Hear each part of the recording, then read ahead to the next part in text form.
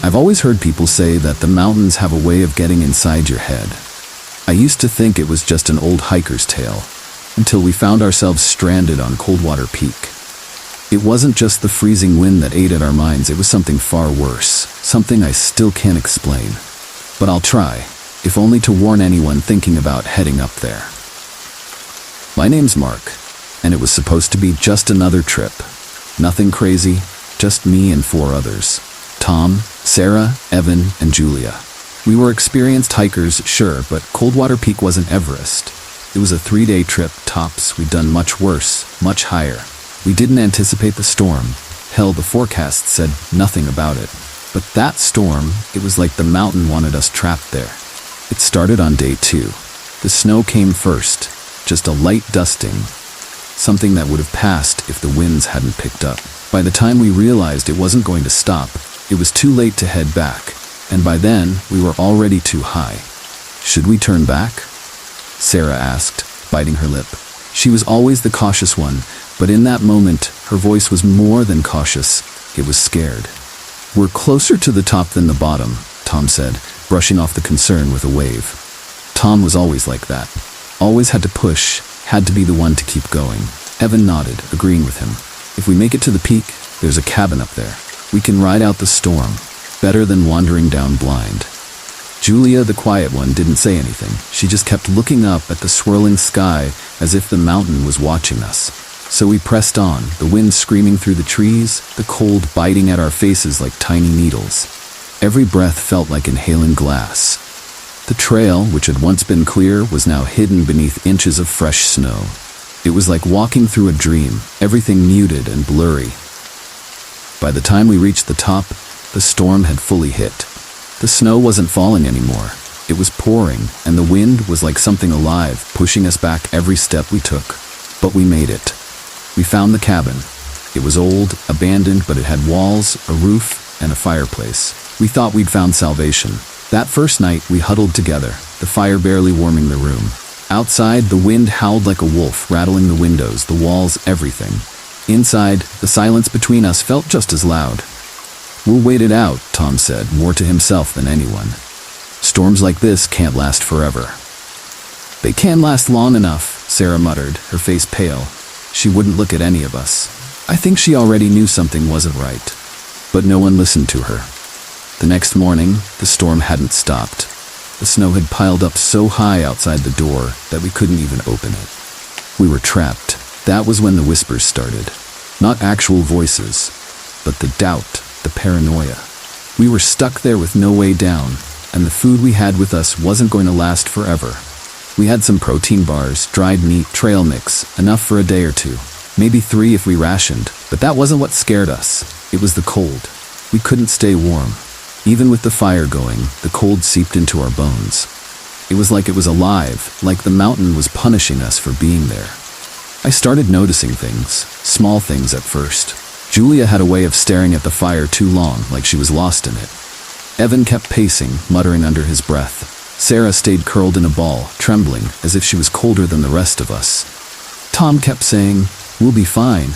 This will pass." But even he wasn't convincing anyone anymore. By the 3rd day, we knew we were in trouble. The food was almost gone, and no one was saying it out loud, but we all knew. There was no getting down. Not in this storm. Then Evan snapped. "I'm not dying here," he hissed, standing by the door, his face pale and gaunt. "We've got to make a run for it. We can't stay here." His eyes darted around the room, landing on each of us like he was seeing something wrong. "You'll freeze to death out there," Tom said, trying to stay calm, but there was something in his voice, fear. It was the first time I'd ever heard him sound afraid. "We're gonna freeze to death in here," Evan shouted, his voice shaking. He was right. The fire was dying, and no one had the energy to keep it going. "I'm not staying." Evan grabbed his coat and backpack, shoving whatever was left of the food inside. He didn't care about us anymore. He just wanted out. Sarah tried to stop him, but he shoved her aside, throwing open the door. Snow rushed in, cold and blinding. Without another word, he disappeared into the white, swallowed by the storm. That night was the worst. We didn't talk about Evan. We didn't need to. We all knew he was dead. The cold had gotten into our heads by then. The wind outside wasn't just wind anymore, it was whispering, calling to us. And I swear I heard footsteps outside the cabin crunching in the snow. "Do you hear that?" Sarah whispered, her voice barely audible. "No," Tom said quickly. Too quickly. But we all heard it, the footsteps. Slow, deliberate, like someone or something was circling the cabin. "We need to stay inside," Julia finally spoke. It was the first time she'd said anything in hours.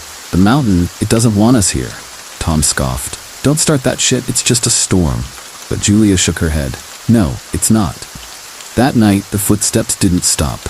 I barely slept, and when I did, I dreamt of Evan, his face frozen, twisted, staring at me from the snow. Day 5. The food was gone. We hadn't eaten in 2 days, and then the real horror began. I woke up to the sound of something wet, something tearing. Tom was by the fire, his back to me, his hands moving quickly. It took me a second to realize what he was doing. He was cutting something that wasn't his. Sarah, her body lay next to him, her eyes wide open, frozen in terror. Her throat had been slit, and Tom was butchering her. "What the fuck are you doing?" I screamed, scrambling to my feet, my heart pounding in my chest. Tom didn't even look at me. "We need to survive, Mark. There's no other way." I couldn't breathe. The smell, the sight, it was too much. "No." I lunged at him, but Julia grabbed my arm, pulling me back. "He's right," she whispered, her voice cold, detached. "We need to survive." I looked at her, horrified. "Are you insane? We can't do this." "We don't have a choice," Tom said, finally looking up at me. His eyes were hollow, dead. "This is the only way." I don't remember how long it took me to break. Maybe a day, maybe less. But the hunger, the cold, it got to me. It got to all of us. We ate. By day 7, we were all different. The storm still hadn't let up, and we were running out of firewood. There was no more Sarah, no more food, just the 3 of us. I don't know when Tom and Julia started talking about me, but I knew it was coming. I could see it in their eyes, the way they looked at me when they thought I wasn't watching. The hunger had twisted them, twisted us all. I wasn't going to let them get me. That night, I waited until they were asleep. The fire was dying again, casting long, flickering shadows on the walls. I took the knife from Tom's pack and crept over to him. My hands were shaking, but I knew what I had to do. I had to survive. When I finally stumbled down the mountain, half dead, the storm had passed. A search party found me, barely conscious, mumbling about the others, about what we'd done. They never found Tom or Julia. I still hear the footsteps sometimes, late at night when the wind picks up outside my window. And I wonder, did we eat the mountain, or did the mountain eat us?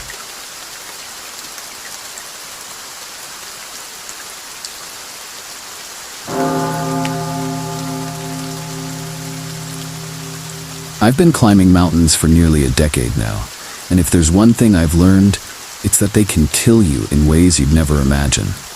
They don't just wear you down, break your bones, or freeze your blood. They mess with your mind. It's like the higher you go, the thinner the air gets, and suddenly, you're not alone in your head anymore.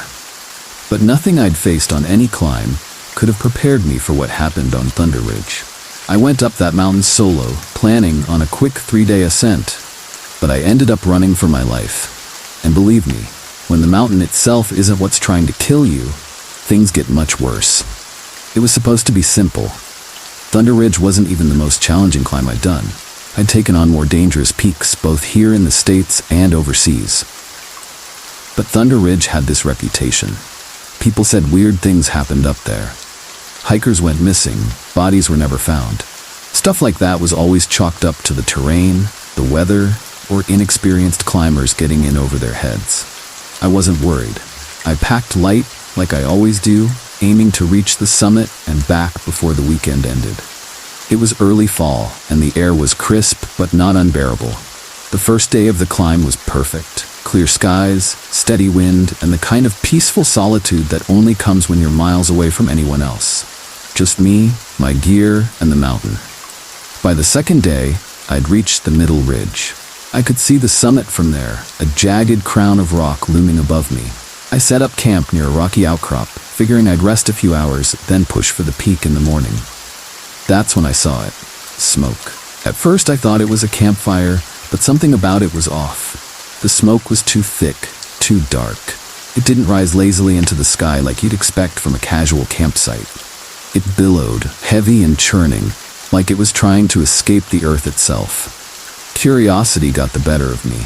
I told myself it was probably nothing, maybe some kids messing around or another climber in trouble. Either way, I felt like I should check it out. Thunder Ridge wasn't the kind of place you ran into other people often, and if someone was lost or hurt, I had to help. I hiked toward the smoke, moving fast but staying cautious. The terrain on that side of the ridge was rougher, more jagged. The air felt heavier too, like the mountain was holding its breath. The sun was beginning to set, casting long shadows over everything. I crept closer, my senses on high alert, and then I heard it. Voices. At first, they were just murmurs, too low to make out. But as I got closer, they turned sharp, angry. Whoever they weren't having a friendly conversation. I slowed my pace, ducking behind some boulders, and peered over the edge. What I saw chilled me to the core. There were 5 of them, 3 men, 2 women, standing in a circle around a fire. But this wasn't a campfire. This fire was fed by something darker. The flames flickered unnaturally, almost too red, too high. And in the center of the fire pit was a body. I froze. My mind couldn't process what I was seeing. It wasn't just a body, it was alive. Or had been until recently. The corpse was mutilated, the limbs twisted in ways that weren't natural, the skin blackened and charred. Blood stained the rocks around them, pooling under the fire, seeping into the earth like the mountain itself was drinking it. One of the men, the tallest with a face like stone, was talking. His voice was low, commanding, but the words he spoke didn't sound right. They were foreign, ancient, maybe, but something about them made my stomach turn. It was like they weren't meant for human ears. I realized, with a sinking feeling, that I wasn't just looking at some backwoods murder. This was a ritual. These people weren't hikers. They were part of something far more dangerous. I don't know how long I stood there, watching, too scared to move, too scared to breathe. But then, one of them, the woman closest to the fire, looked up. Her eyes locked onto mine, like she'd sensed me from across the rocks. For a moment, we just stared at each other, and I swear, I felt my blood turn to ice. "There's someone here," she said, her voice cutting through the air like a knife. Panic hit me like a freight train. My legs moved before my brain did. I bolted, scrambling over the rocks, my boots slipping on the loose gravel. Behind me, I heard the shouts, the sound of feet hitting the ground as they gave chase. "Get him," one of them yelled, the voice echoing in the canyon. I ran harder than I ever had in my life, every muscle in my body screaming at me to go faster. My mind raced, trying to figure out a way out. The ridge was steep, and the only way down was a narrow path that twisted along the cliffside. It was treacherous on a good day, but with them on my heels, it was suicide. I didn't have a choice. I hit the path at full speed, not daring to look back. My heart pounded in my chest, my breath coming in ragged gasps as the thin air burned my lungs. The path beneath me was barely a foot wide, and one wrong step would send me tumbling into the abyss below. But I couldn't stop. I wouldn't stop. Behind me, I could hear them closing in, their footsteps slamming against the rocks, voices growing louder. They weren't just chasing me, they were hunting me. They didn't care if I fell. Hell, they probably wanted it. If I went over the edge, I'd be easier to finish off. "Come on, man," a voice taunted from behind. It was one of the men, the tall one, his voice thick with amusement. "You can't run forever, we're gonna find you." I ignored him, my focus locked on the narrow path ahead. The mountain was unforgiving. Sharp rocks jutted out from the cliffside, and the drop was so steep that one misstep meant certain death. But I knew this terrain better than they did. I had to use that to my advantage. I reached a sharp bend in the path, and without thinking, I dove off to the right, into a small crevice in the rock face. It was barely big enough for me to squeeze into, but it was enough to hide. I pressed myself against the cold stone, heart pounding, barely daring to breathe. For a moment, I thought I'd lost them. The sounds of their pursuit faded, replaced by the howling wind and the distant echo of rocks falling. I closed my eyes, trying to calm my racing heart. But then, the voice came again. "I know you're close," the tall man called out, his voice bouncing off the canyon walls. "You think you can hide, but you can't. The mountain, it's part of us now. It won't let you go." I swallowed hard, trying to push the fear down. I didn't understand what he meant, but I wasn't about to stick around to find out. Slowly, I inched my way out of the crevice, careful not to make a sound. The path ahead was even narrower, and the wind was picking up, but it was the only way down. As I crept forward, I heard footsteps above me, on the ridge. They were searching for me, spreading out along the path. One wrong move, and they'd spot me. I couldn't go back. I had to keep moving. Suddenly, there was a sharp crack, and the ground beneath my foot gave way. I stumbled, my hand shooting out to grab the edge of the cliff just in time. Rocks tumbled down the mountainside, disappearing into the void below. "There he is," a voice shouted, and I looked up to see one of the women pointing directly at me. I was out of time. With no other choice, I scrambled to my feet and bolted down the path, my mind racing. There was a ravine up ahead, a deep cut in the mountain that split the path in two. If I could make it across, I might lose them in the cliffs on the other side. But as I neared the edge, I realized how steep the drop was. The ravine was at least 20 feet wide, and the only way across was a narrow, rotting wooden bridge that looked like it hadn't been used in years. I hesitated for a second, but the sound of footsteps behind me made the decision for me. I ran. The wood creaked under my weight as I sprinted across, every step threatening to send me plunging into the abyss below. The wind whipped at me, howling like a banshee, but I didn't stop. I couldn't. I made it to the other side just as the bridge collapsed behind me, the rotting wood splintering and crashing into the ravine. I stopped for a second, panting, looking back at the gap. But the relief was short-lived. On the other side of the ravine, the tall man stood, staring at me with a grin that chilled my blood. He didn't seem fazed by the fact that the bridge had collapsed. In fact, he looked amused. "You think a little drop is gonna save you?" he called out, his voice carrying across the ravine like a gust of wind. "The mountain will take you one way or another." I didn't answer. My breath was coming in ragged gasps, my body screaming for rest, but I knew I had to keep moving. Every part of me wanted to collapse right there, to just give up and let the mountain swallow me whole. But something deeper, some primal instinct for survival, kept me going. I turned and sprinted along the narrow path, the jagged cliffs rising on one side and the sheer drop on the other. My feet felt like lead, but I forced them forward, the adrenaline coursing through my veins.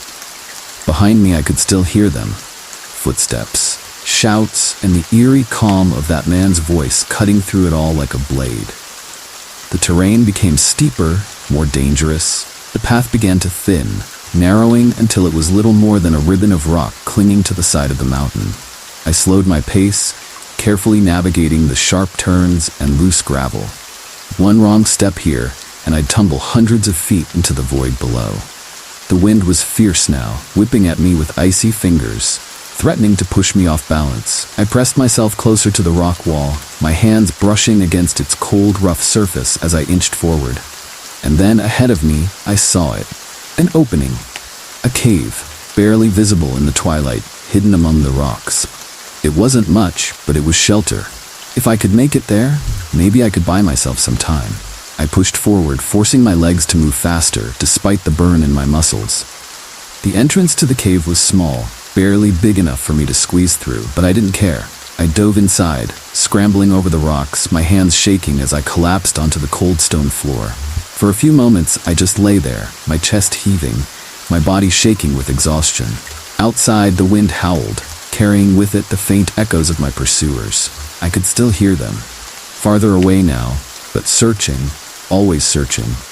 I sat up, trying to catch my breath. The cave was dark, the only light coming from the fading glow of the sunset outside. I fumbled for my headlamp, flicking it on and sweeping the beam across the walls. The cave was shallow, no more than 30 feet deep, with jagged rocks lining the floor and walls. It wasn't much, but it would do for now. But then, as the light flickered across the far end of the cave, I froze. Something was there. At first I thought it was just a pile of rocks, a trick of the light. But as I stared, I realized that it wasn't just stone. It was a body, half covered in dust and debris, twisted in a way that no human body should be. The skin was pale, almost translucent, and the eyes were still open, staring blankly ahead, frozen in a perpetual state of horror. My stomach lurched. I backed away, my hand instinctively going to the knife at my side. But as I stepped closer, something about the body stopped me cold. The clothes, torn and ragged, looked familiar. Too familiar. It was a climber, like me. I knelt down, trying to make sense of what I was seeing. The body had been here for a while, judging by the state of decay, but it hadn't been the mountain that killed him. His limbs were broken, yes, but not from a fall. They had been twisted, pulled apart, and around his neck was a rope, the kind climbers used to secure themselves to the rock. But it wasn't tied to the cliff. It was tied to nothing, like it had been used to hang him. I stumbled back, my heart racing. This wasn't an accident. This was something else. Suddenly, the sound of footsteps echoed from the cave entrance. I snapped my head toward the opening, my heart leaping into my throat. They had found me. End of the line, a voice growled. It wasn't the tall man this time. It was one of the others, a short, stocky guy with a shaved head and eyes that gleamed with malice. He stepped into the cave, blocking the only way out, his grin widening as he saw me backed into the corner. "You've been a pain in our ass, you know that?" he said, stepping closer, his hands flexing as if he couldn't wait to get them around my throat. But this is where it ends. I glanced around, searching for anything I could use as a weapon. The knife at my side suddenly felt woefully inadequate against someone like him. My only advantage was that I knew the cave better than him, at least for now. "I'll make it quick," he continued, his voice dripping with sadistic pleasure. "Don't worry." I moved before he could react, lunging forward and slashing at him with the knife. It wasn't a clean hit, but it was enough to make him stumble, clutching at his arm where the blade had sliced through his jacket. "You bastard!" he roared, charging at me. I dodged, slipping past him and sprinting toward the entrance. But as I reached the mouth of the cave, I stopped cold. The tall man was standing there, his eyes locked on mine. "You should have stayed hidden," he said, his voice calm, almost gentle. But now it's too late. Panic surged through me. I couldn't go back, and I couldn't go forward. I was trapped. The wind outside howled louder, the air around me growing colder by the second. "Why are you doing this?" I shouted, my voice trembling with desperation. The tall man tilted his head as if considering my question. "The mountain, it needs sacrifice. It's always been this way. You just happened to be in the wrong place at the wrong time." I shook my head, my mind racing for a way out. "That's insane. You don't have to do this. You can let me go." His expression didn't change. "I'm afraid I do." Before I could react, he lunged at me. I barely had time to raise my knife, but he was faster, stronger. He grabbed my wrist, twisting it until I dropped the blade, the pain shooting through my arm like fire. I stumbled back, falling to the ground, the cold stone biting into my skin. He stood over me, his eyes filled with something dark and ancient. "This is how it ends," he whispered. But then, something strange happened. The ground beneath us began to tremble. At first, it was just a small rumble, but it quickly grew into a violent shake, like the mountain itself was waking up. Rocks tumbled from the cave walls, the air filled with dust and the sound of cracking stone. The tall man looked around, his eyes wide with surprise. For the first time since I'd seen him, he looked afraid. "No," he muttered, stepping back. "It's too soon." I didn't understand what he meant, but I didn't care. The mountain was shaking, the ground cracking open beneath us. I scrambled to my feet, dodging falling rocks as I sprinted toward the entrance. The tall man shouted something after me, but his voice was drowned out by the roar of the mountain. I didn't stop running until I reached the bottom. The shaking had stopped, but the memory of it still clung to me, along with the image of the tall man standing in that cave, his eyes filled with fear as the mountain collapsed around him. I never saw him, or his group, again. But sometimes, late at night, when the wind howls through the trees, I can still hear their voices, carried on the wind like a warning. The mountain still hungers, and I barely escaped its grasp.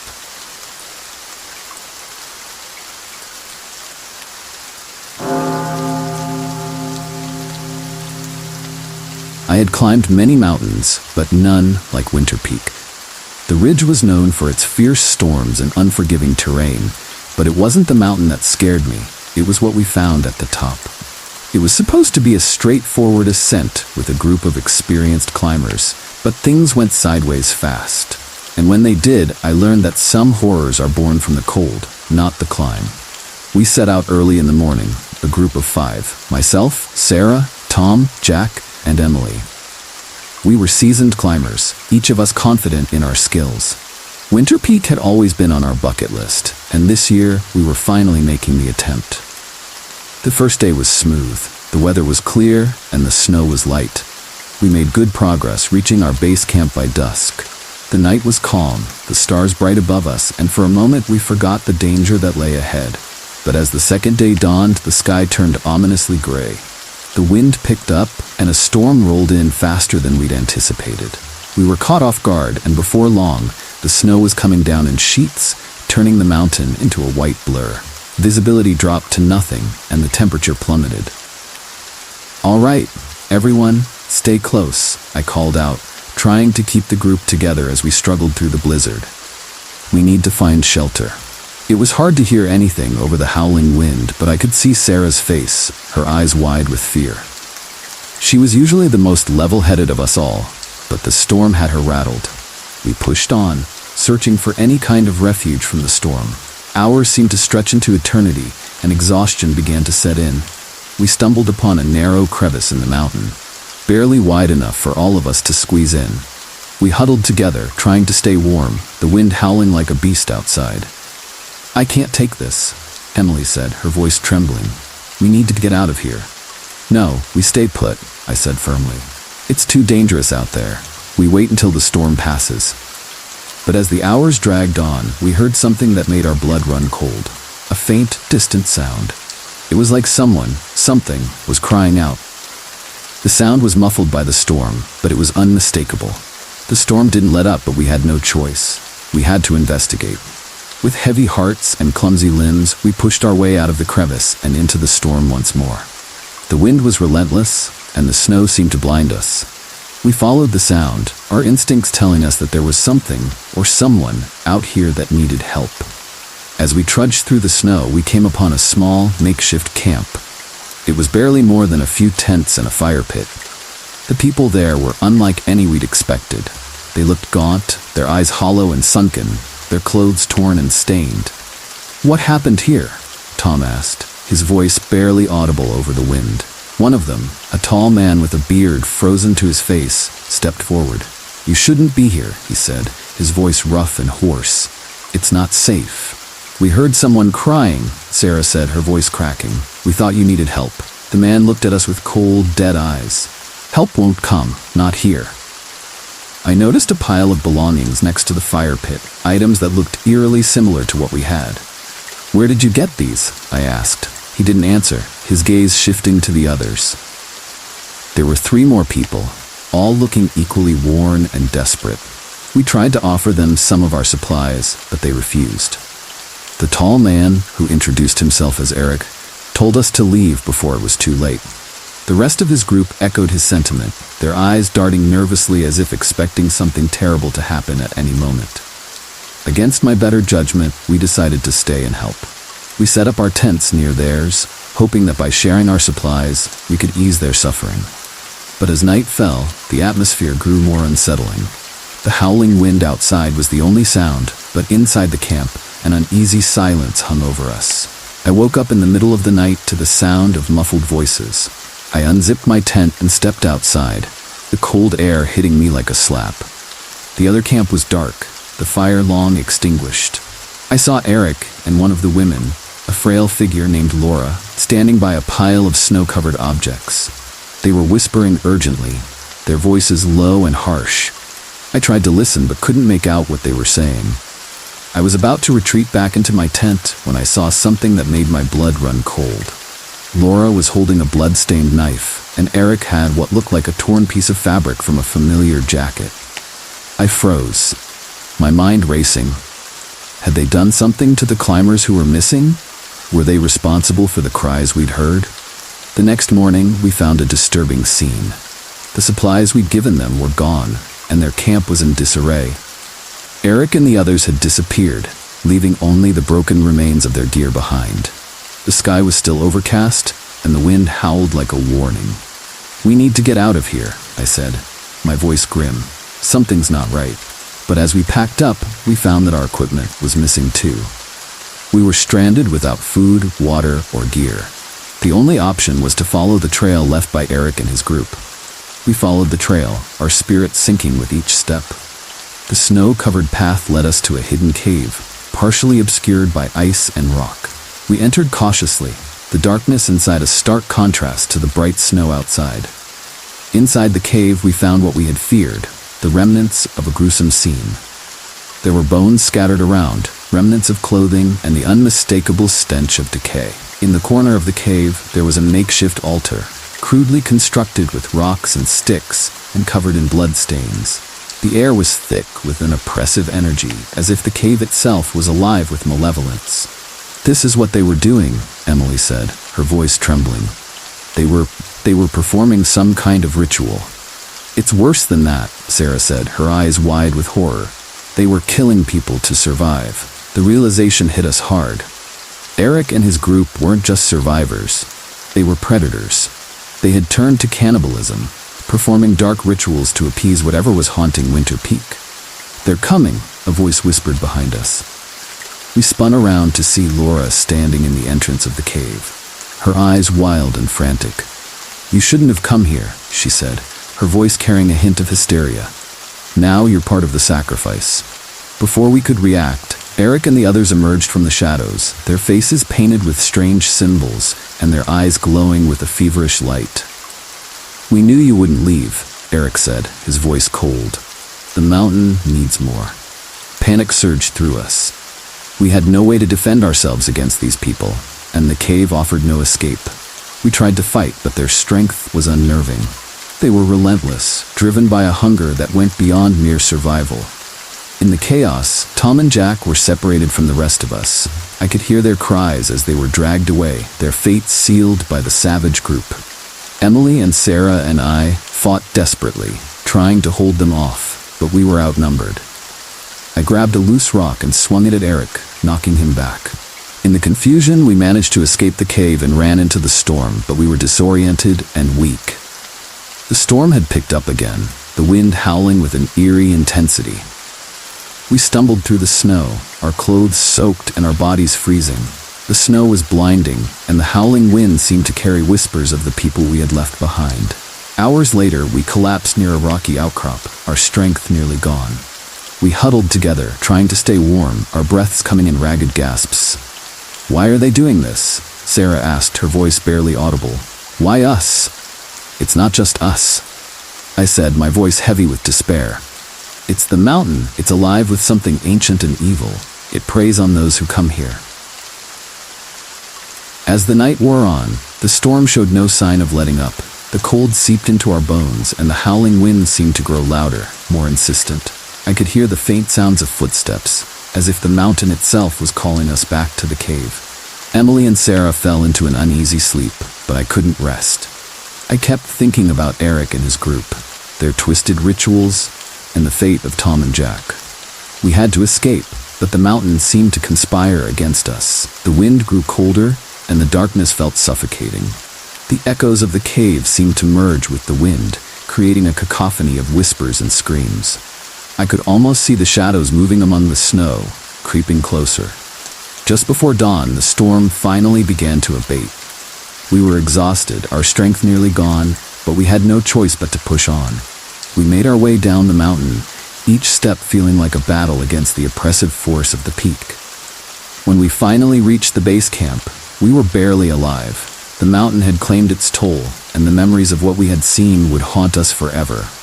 We were the lucky ones who made it out, but the mountain still held its dark secrets. To this day, I wonder about the others who ventured up Winter Peak. I wonder if they too heard the whispers of the mountain, if they too became part of the sacrifice. The memory of that place, of the cave, the rituals, and the cold, hungry eyes of those we encountered, stays with me. And whenever the wind howls, I hear the echoes of Winter Peak, a reminder of the shadows that lie hidden beneath the snow. The mountain still waits, patient and hungry, and it will always be there, ready to claim those who dare to disturb its dark slumber.